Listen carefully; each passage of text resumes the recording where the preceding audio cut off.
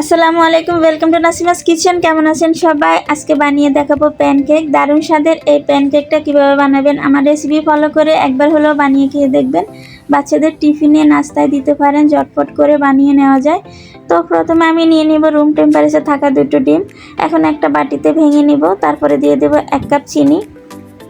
এখন এক বিটার দিয়ে খুব ভালো করে আমি চিনিটা গুলিয়ে নিব। আপনারা চাইলে এই কাজটা কাঁটা চামচ দিয়ে করতে পারেন। তো এখন আমি দিয়ে দেব 1 কাপ তরল দুধ, তারপর দিয়ে দেব 2 কাপ পরিমাণে ময়দা, 4 টেবিল চামচ দিয়ে দেব গুঁড়ো দুধ, 1 চা চামচ দিয়ে দেব বেকিং পাউডার। এখন খুব ভালো করে একটা ব্যাটার তৈরি করে নিব। তারপরে দিয়ে দেব আমি 1/2 চা চামচ ভ্যানিলা এসেন্স আর 2 টেবিল চামচ দিব সয়াবিন তেল। এখন খুব ভালো করে আবারও মিক্স করে নেব।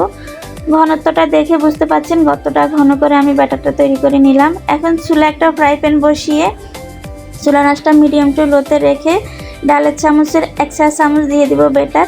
তারপর ঢেকে অপেক্ষা করব প্রায় 3 থেকে 4 মিনিট ধরে।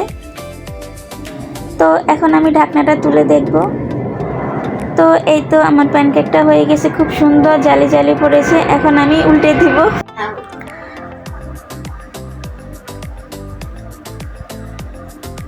তো এই পাশটা দেখে বুঝতে পাচ্ছেন কতটা সুন্দর কালার হয়েছে। তো এটা আমি এখন তুলে নিব, আমি আরও একটা বানিয়ে দেখাবো।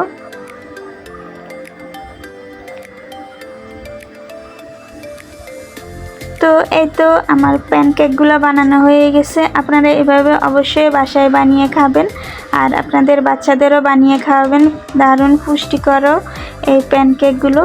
ভিডিওটা ভালো লাগলে অবশ্যই একটা লাইক কমেন্ট শেয়ার করে দিবেন। আর যারা আমার চ্যানেলটি এখনও সাবস্ক্রাইব করেন না, প্লিজ সাবস্ক্রাইব করে ফলো দিয়ে আমার পাশে থাকবেন। আল্লাহ হাফেজ।